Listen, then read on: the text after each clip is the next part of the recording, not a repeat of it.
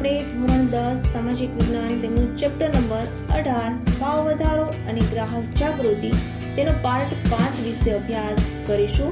આજનો આપણો મુદ્દો છે ભાવ વધારાને નિયંત્રણમાં લેવાના ઉપાયો. એમાં બીજા ઉપાયથી આપણે શરૂ કરવાનું છે. પહેલો ઉપાય છે નાણાકીય પગલાં, જે આપણે આગળના પાર્ટ 4 ની અંદર એના વિશે વિસ્તૃત અભ્યાસ કરી ગયા છીએ. તો બીજો, ત્રીજો, ચોથો અને પાંચમો આ 4 ઉપાયો જે બાકી છે એ ઉપાય વિશે આજે અભ્યાસ કરીશું. ભાવ વધારાને નિયંત્રણમાં લેવાના ઉપાયોમાં બીજો મુદ્દો છે રાજકોષીય પગલાં. બીજા ઉપાય તરીકે આપણે જોશું રાજકોષીય પગલાં. એનું પહેલું સેન્ટેન્સ આપ્યું છે એ જુઓ. રાજકોષીય નીતિ એટલે સરકારની જાહેર આવક ખર્ચ અંગેની નીતિ, કરવેરા વિષયક અને જાહેર ઋણની નીતિ. અહીંયા શોર્ટ ક્વેશ્ચન, આઈએમપી શોર્ટ ક્વેશ્ચનમાં યાદ રાખવાનું છે. બોર્ડની અંદર પૂછાઈ ગયેલો પ્રશ્ન છે. સરકારની જાહેર આવક ખર્ચ અંગેની નીતિ એટલે કેવી નીતિ? તો આપણો જવાબ હોવો જોઈએ રાજકોષીય નીતિ. અહીંયા આપણે આ મુદ્દાને 3 ભાગમાં ડિવાઈડ કર્યો છે. એક આવક અને ખર્ચ અંગેની નીતિ, બીજું કરવેરા વિષયક અને ત્રીજું આપ્યું છે જાહેર ઋણની નીતિ. એમાં આપણે પહેલો મુદ્દો જોઈએ છીએ જાહેર આવક ખર્ચ અંગેની નીતિ. હવે એમાં આ જે રાજકોષીય પગલાં છે સરકાર દ્વારા લેવામાં આવે છે. તો સરકાર એવું કયું પગલું ભરે છે કે જેના કારણે માર્કેટમાં અને આપણી પાસે નાણાંનો પુરવઠો ઘટે. હવે એનો પહેલો મુદ્દો જોઈએ છીએ આવક ખર્ચ અંગેની નીતિ સંબંધિત. તો સરકાર પોતાના ખર્ચમાં શક્ય હોય ત્યાં સુધી ઘટાડો કરીને દેશના કુલ ખર્ચમાં ઘટાડો કરીને નાણાંનો પુરવઠો ઘટાડશે. સરકાર પોતાના ખર્ચ છે એ ઘટાડશે. હવે પોતાના ખર્ચ એટલે કેવા? તો કે ભાઈ જુદા જુદા મેળાઓ યોજાતા હોય, કાર્યક્રમો યોજાતા હોય, નવી યોજનાઓ બહાર પાડવાની થતી હોય, તો સરકાર આ બધી બાબતો ઉપર કાપ મૂકી દેશે. બરાબર, એનો ખર્ચ ઘટશે એટલે દેશના કુલ ખર્ચમાં પણ ઘટાડો થશે. કુલ ખર્ચમાં ઘટાડો થાય એટલે આવક ઘટે. આવક ઘટે એટલે નાણાંનો પુરવઠો ઘટે. નાણાંનો પુરવઠો ઘટે એટલે ખરીદ શક્તિ ઘટે. ખરીદ શક્તિ ઘટે એટલે માંગ ઘટે. માંગ ઘટે એટલે વસ્તુના ભાવ ઘટે.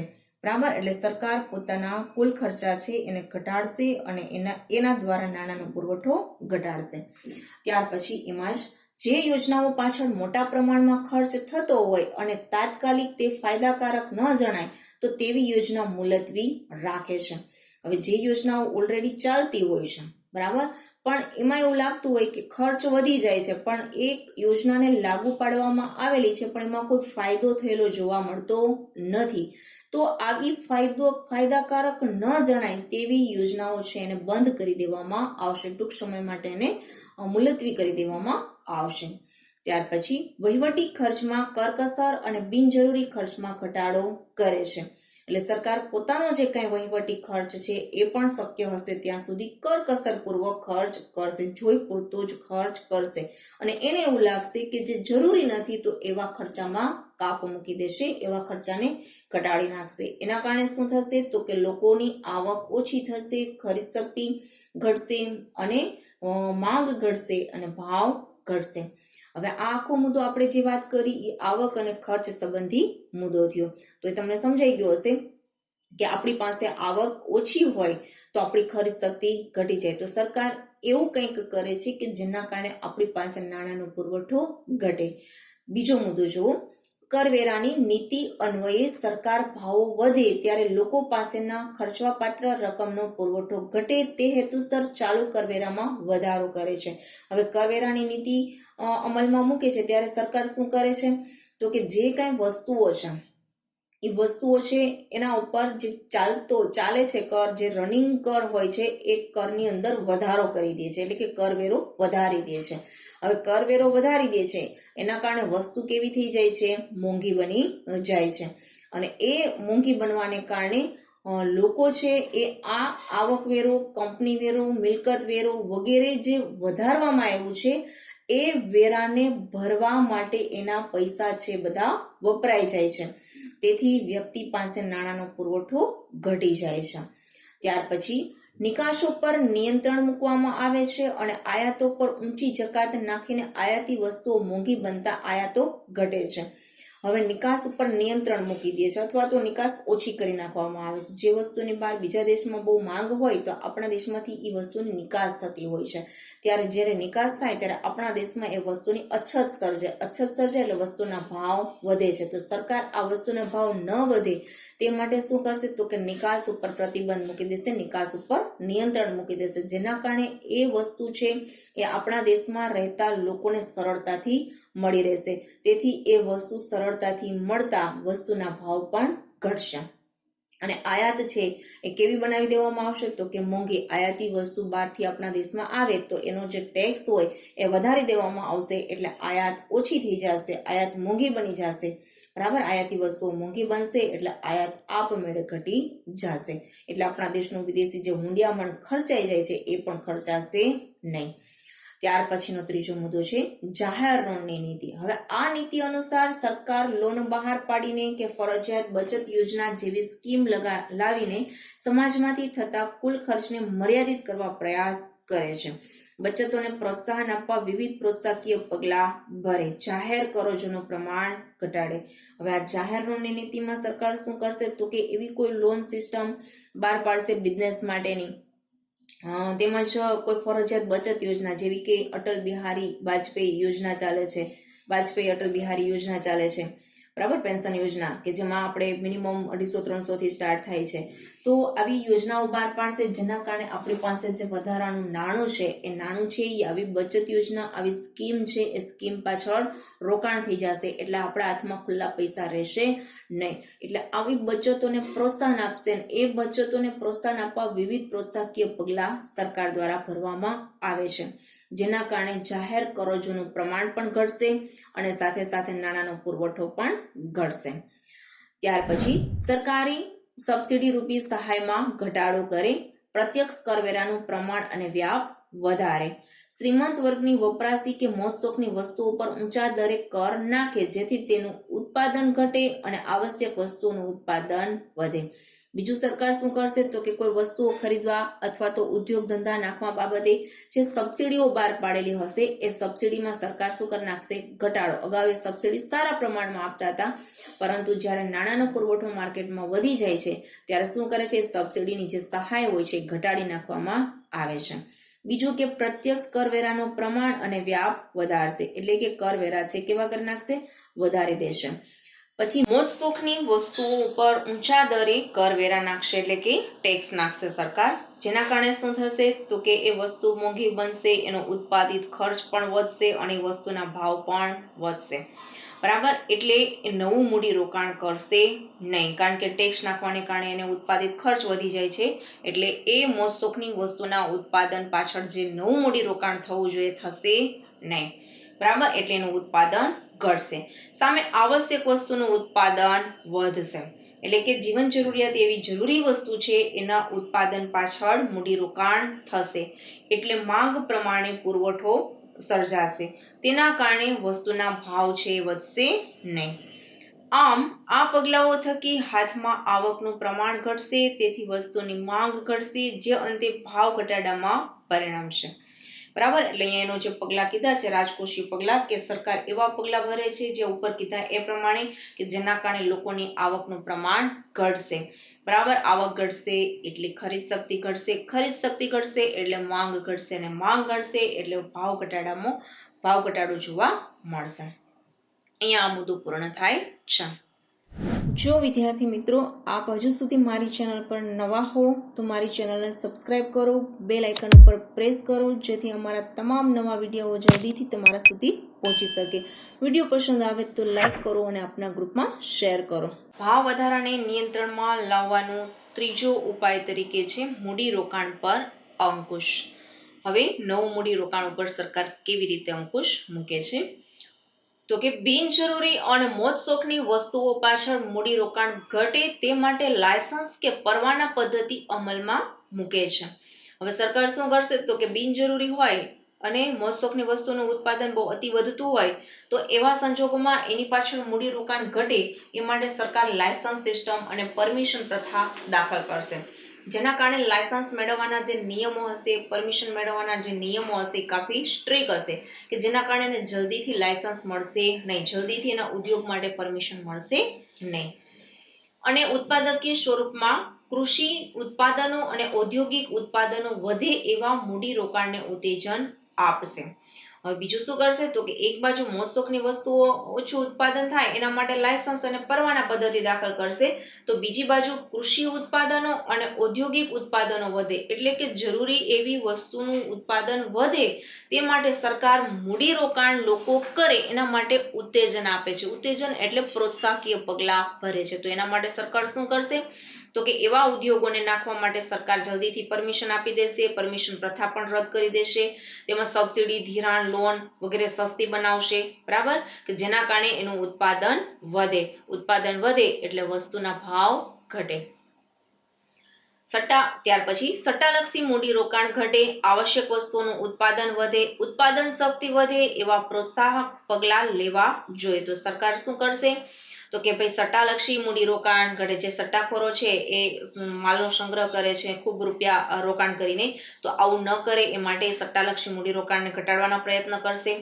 આવશ્યક ચીજવસ્તુઓનું ઉત્પાદન વધે એવા પ્રયત્ન કરશે, ઉત્પાદન શક્તિ વધે એવા પ્રયાસ કરશે. તો એના માટે સરકાર પ્રોત્સાહક પગલાં, જે આગળ કીધું એ મુજબ લોન, ધિરાણ, સબસિડી, બરાબર, વગેરે જેવા પ્રોત્સાહકીય પગલાં ભરશે. જેના કારણે શું થશે તો કે ઉત્પાદન વધશે. ત્યારબાદ વ્યાજના દર વધારીને બચત વૃત્તિને ઉત્તેજન કરીને મૂડી સર્જન વધે તેવા પ્રયત્ન પણ કરશે. હવે આપણી પાસે નાણું વધી ગયું છે, એ નાણાંને ઓછું કરવા માટે સરકાર શું કરશે તો કે બેંકની અંદર જે આપણે એફડી મૂકીએ છીએ એટલે કે ફિક્સ ડિપોઝિટ મૂકીએ છીએ, જે પૈસા આપણે મૂકીએ છીએ બેંકની અંદર, એનો વ્યાજ દર વધારી દેશે. એટલે આપણી પાસે જે વધારાનું નાણું છે એ બચત સ્વરૂપે બેંકમાં ચાલ્યું જશે. તેના કારણે બેંકની અંદર નવું મૂડી સર્જન થશે. નવું મૂડી સર્જન બેંકમાં થશે એટલે એ જરૂરિયાત એવી ચીજ વસ્તુના ઉત્પાદન માટે વેપારીઓને લોન અને ધિરાણ આપશે.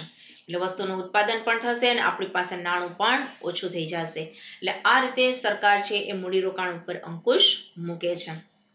ત્યાર પછીનો ચોથો મુદ્દો છે ભાવ નિયમન અને માપબંધી. હવે પ્રશ્ન છે, ખાસ યાદ રાખવાનો છે, ભાવ નિયમનમાં જાહેર વિતરણ પ્રણાલીની ભૂમિકા સ્પષ્ટ કરો. 3 ગુણનો પ્રશ્ન. અથવા વ્યાજબી ભાવની દુકાનો ભાવ વૃદ્ધિનું નિયમન કરે છે, કારણ આપો.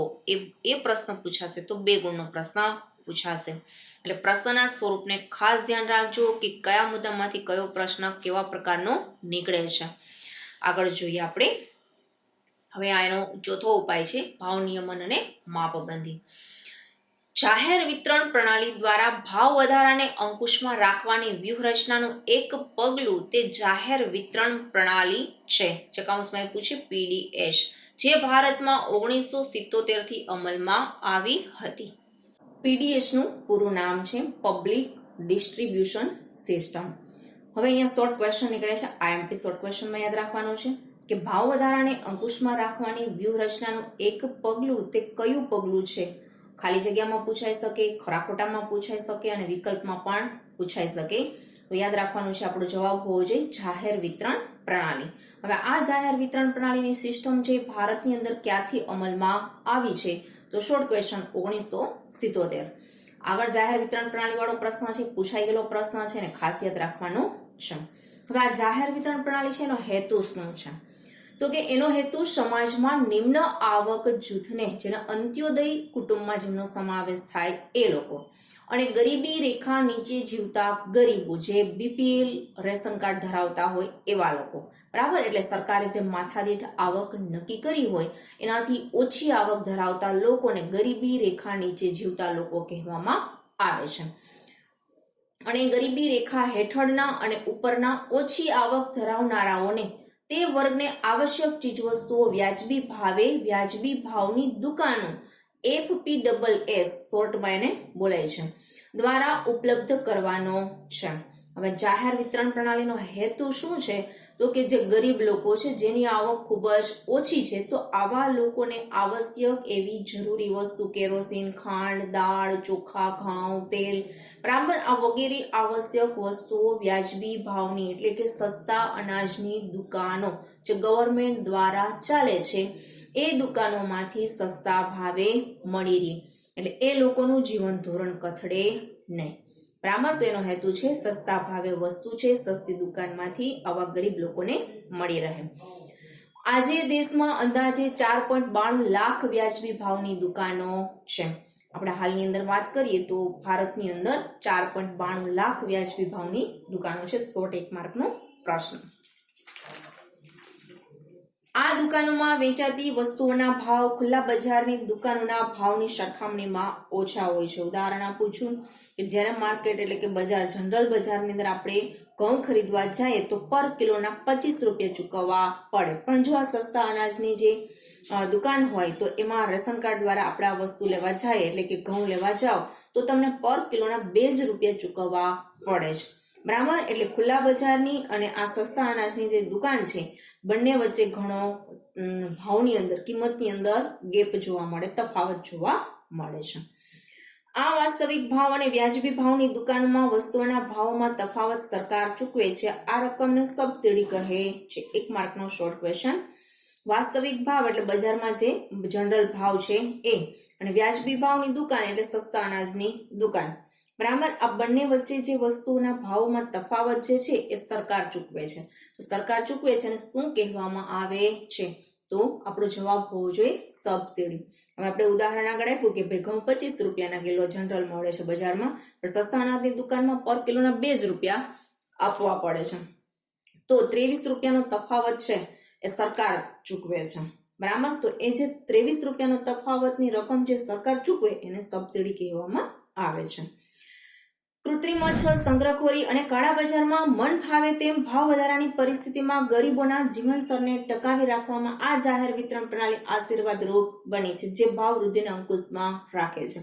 હવે આ સસ્તા અનાજની દુકાનો છે, જાહેર વિતરણ પ્રણાલી સિસ્ટમથી જે સસ્તી વસ્તુઓ આપવામાં આવે છે, હવે તેના કારણે શું તો કે ભાઈ કૃત્રિમ અછત હોય તો આ ગરીબ લોકોને કઈ વાંધો આવતો નથી. સંગ્રહખોરી કરે, કૃત્રિમ અછત ઊભી થાય, કાળા બજારની પરિસ્થિતિ હોય, મન ફાવે તેમ માર્કેટની અંદર ભાવ વસ્તુના લેવામાં આવતા હોય, તો આવી પરિસ્થિતિમાં આ ગરીબ લોકોનું જીવન સ્તર છે એ ટકી રહે છે. એનું કારણ શું છે? તો કે જાહેર વિતરણ પ્રણાલી. શું કામે? તો કે એને મોંઘી વસ્તુ ખરીદવી પડતી નથી. સસ્તા અનાજની દુકાનમાં એને જોઈ પૂરતી એવી જીવન જરૂરિયાતની વસ્તુઓ આરામથી મળી રહે છે. એટલા માટે જાહેર વિતરણ પ્રણાલી છે એ આ ગરીબ લોકો માટે આશીર્વાદરૂપ છે. આ વ્યવસ્થાની સફળતાનો આધાર અનાજ વિતરણ અને વહેંચણીની વ્યવસ્થા માટે કુશળ અને કાર્યક્ષમ વહીવટી તંત્ર, પારદર્શી વહીવટ અને પ્રમાણિક એવા દુકાનદારો પર રહેલો છે. સરકાર હવે કોઈ પણ નવી યોજનાઓ અમલમાં મૂકતી હોય, બરાબર, પરંતુ જ્યાં સુધી એનો વહીવટ એકદમ ચોખ્ખો અને ભ્રષ્ટાચાર વગરનો ન હોય તો એ બધું નકામું છે. તો અહીંયા જ વાત કરી છે કે આ જે જાહેર વિતરણ પ્રણાલી છે, બરાબર, તો એ જાહેર વિતરણ પ્રણાલીની વિતરણ અને વહેંચણીની વ્યવસ્થા છે એ વ્યવસ્થિત રીતે થવી જોઈએ. કુશળ અને કાર્યક્ષમ એનું વહીવટ તંત્ર હોવું જોઈએ, પારદર્શક વહીવટ એટલે ચોખ્ખો વહીવટ હોવો જોઈએ, અને જે દુકાનદાર દ્વારા આ સસ્તા અનાજની દુકાનમાં સસ્તું અનાજ લોકો સુધી પહોંચાડવામાં આવે એ દુકાનદાર પણ કેવો હોવો જોઈએ? પ્રામાણિક હોવો જોઈએ. તો જ આપણે આ યોજના છે વધારે સારી સફળ બનાવી શકીએ. ત્યાર પછીનો આપણો 5મો મુદ્દો છે ભાવ નિર્ધારણ તંત્ર. હવે એની અંદર પ્રશ્ન છે, 3 ગુણનો પ્રશ્ન છે. ભાવ નિર્ધારણ તંત્રની ભાવ નિયમનમાં શી ભૂમિકા છે? હવે આ મુદ્દાની અંદર જે વસ્તુના ભાવ છે એ સરકાર કેટલીક આવશ્યક એટલે કે જીવન જરૂરિયાતની જે વસ્તુઓ છે એના ભાવ સરકાર નક્કી કરી નાખે છે, બરાબર. સરકાર દ્વારા એ ભાવ બહાર પાડવામાં આવે છે, અને આ રીતે ભાવ વધારાની જે પરિસ્થિતિ છે એને નિયમનમાં લાવવાની એક કોશિશ સરકાર દ્વારા થાય છે. આગળ જોઈએ. સંગ્રહખોરીને, સટ્ટાખોરીને ડામવા, આવશ્યક વસ્તુઓના ભાવને વ્યાજબી સ્તર પર ટકાવી રાખવા માટે તથા તે સહેલાઈથી બજારમાંથી મળી રહે તે માટે સરકારે આવશ્યક વસ્તુઓના ભાવ નિર્ધારણનું કાર્ય કરે છે. હવે સંગ્રહખોરી, સટ્ટાખોરી પ્રવૃત્તિ છે એ ન થાય, બરાબર. આવશ્યક વસ્તુઓના ભાવ છે એ વ્યવસ્થિત રહે એટલે કે સહેલાઈથી લોકોને બજારમાં વસ્તુ પણ મળી રહે અને સસ્તા ભાવે વસ્તુ મળી રહે. એ હેતુથી સરકાર આવશ્યક વસ્તુઓના ભાવ નિર્ધારણનું કાર્ય કરે છે, એટલે કે ભાવ નક્કી કરે છે. વેપારીઓને તે જ નિર્ધારિત ભાવે બજારમાં વસ્તુઓ વેચવા આગ્રહ કરે છે. સરકાર છે કે જે બજારની અંદર જે ભાવ સરકારે બહાર પાડેલો હોય એ બજારમાં એ જ ભાવે વસ્તુ છે વેપારીને વેચવાની થાય. જો આવું ન કરે તો આગળના મુદ્દામાં આપ્યું છે કે સરકારે ભાવ સપાટીને સ્થિર રાખવા માટે આવશ્યક ચીજવસ્તુ માટેનો ધારો 1955 અમલમાં મૂક્યો છે. જે વેપારી સરકાર દ્વારા નિર્ધારિત ભાવો મુજબ પોતાનો માલ સામાન નથી વેચતા તેની સામે આ કાયદા હેઠળ કાનૂની કાર્યવાહી હાથ ધરીને દંડ કરવામાં આવે છે. 100 માર્કનો આઈએમપી શોર્ટ ક્વેશ્ચન છે. આવશ્યક ચીજવસ્તુઓ ધારો ક્યારે બહાર પાડવામાં આવ્યો છે? તો 1955. બરાબર. અથવા તો સરકારે ભાવ સપાટીને સ્થિર રાખવા માટે કયો ધારો અમલમાં મૂકેલો છે? તો આવશ્યક ચીજવસ્તુ માટેનો ધારો 1955. અહીંયા તમને જોડકું કે કંઈક સમથિંગ મૂકેલું હશે તો 55 ની જગ્યાએ 95 પણ મૂક્યું હશે અને નવનીતમાં 1995 આપ્યું છે, 95 નથી, આપણે 55 સુધારી લેવાનું છે. હવે મુદ્દો શું કે છે? આવશ્યક ચીજવસ્તુ એટલે જીવન જરૂરિયાતની જરૂરી એવી ચીજવસ્તુ. બરાબર. આ ચીજવસ્તુઓના ભાવ, જો મોજ શોખની વસ્તુના ભાવ વધે તો કોઈ પ્રશ્ન નથી, કારણ કે ગરીબ લોકો માટે રોજબરોજની જરૂરિયાત નથી, પણ આવશ્યક એવી ખાણીપીણીની વસ્તુઓ છે, શિક્ષણ છે, આરોગ્યની દવાઓ છે, બરાબર. તો આ બધી વસ્તુઓ છે એ રોજબરોજની જરૂરિયાતવાળી વસ્તુ છે. તો આવી જીવન જરૂરિયાતી વસ્તુઓના ભાવ સરકાર દ્વારા બહાર પાડવામાં આવે છે, નક્કી કરવામાં આવે છે. જો એ સરકાર દ્વારા જે ભાવ બહાર પાડવામાં આવેલા હોય એ મુજબ વેપારી માલ સામાન વેચતો ન હોય તો એને આવશ્યક ચીજવસ્તુઓ માટેના ધારા મુજબ 1955 ધારા મુજબ કાનૂની કાર્યવાહી કરવામાં આવે છે, બરાબર, અને દંડ પણ કરવામાં આવે છે. ત્યાર પછી સંગ્રહખોરી, કાળાબજારિયાઓ, સટ્ટાખોરો સામે સઘન ઝુંબેશ રૂપે prevention of anti social activities act એટલે કે પાસા હેઠળ જરૂર પડીએ કાયદેસર અટકાયત કરવામાં આવે છે. હવે આ જે પાસા નામનો કાયદો શું છે? બરાબર. Prevention of anti social activities.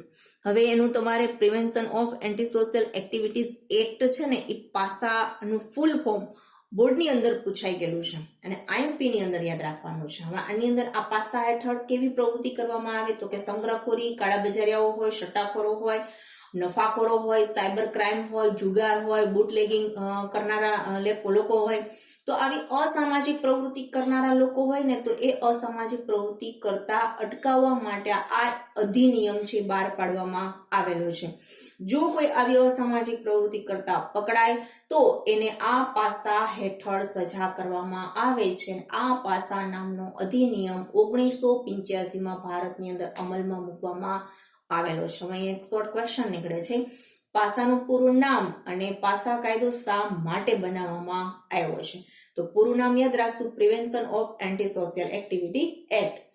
પણ તમને એમ કે કાયદો શા માટે બનાવવામાં આવ્યો તો કે સંગ્રહખોરો, કાળાબજારિયાઓ, નફાખોરો, સટ્ટાખોરો, બરાબર, આ બધા લોકો સામે અટકાયત કરવા માટે સઘન ઝુંબેશ રૂપના એક ભાગ રૂપે આ કાયદો છે એ બનાવવામાં આવ્યો છે. બરાબર. કાયદાનો હેતુ એક જ છે કે માર્કેટની અંદર વસ્તુના ભાવ છે સ્થિર રહેવા જોઈએ, અતિ વધવા જોઈએ અને એ અતિ વધારનારા જેટલા પરિબળો છે એ પરિબળોને દૂર કરવા.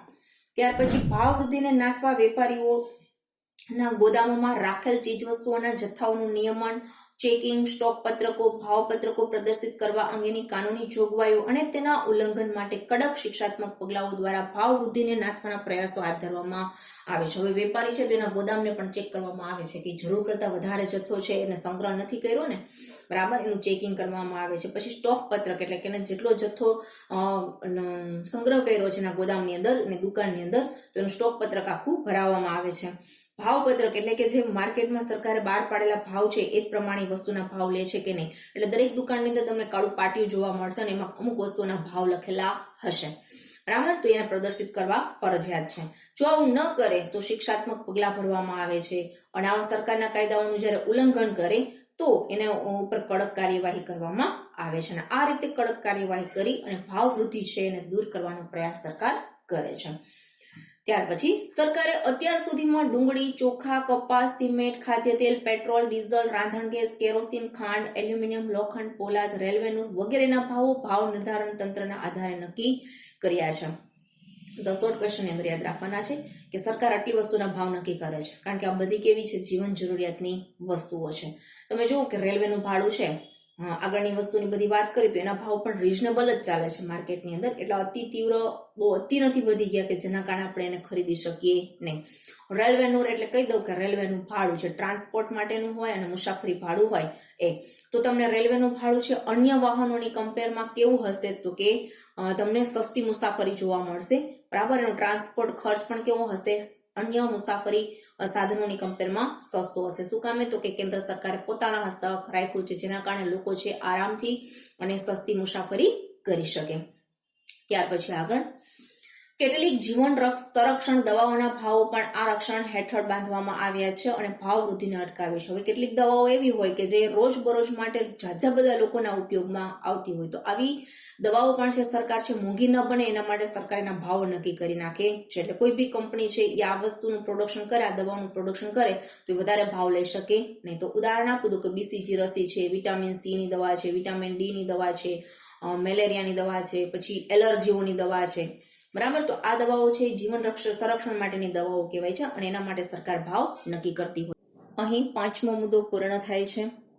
ત્યાર પછી આમ ભાવ વૃદ્ધિને અટકાવવાના ઉપાયો એકબીજાથી સ્વતંત્ર કે અલગ નથી, એટલે કે આ બધા ઉપાયો 5 આપણે જે ભણ્યા એ એકબીજાથી અલગ નથી, બરાબર. એક ઉપાય અમલમાં મૂકો એના કરતા બધા ઉપાયો એક સાથે સર્વગ્રાહી રીતે અમલમાં મૂકવામાં આવે તો ધાર્યા પરિણામો આપણે જરૂરથી લાવી શકીએ. કારણ કે એક ઉપાય છે બધા માર્કેટની અંદર તમે અમલમાં મૂકો તો એનું જોઈએ એટલું રિઝલ્ટ ન આવે, પણ બધા ઉપાયો એક સાથે અમલમાં મૂકો તો સારું રિઝલ્ટ મળે.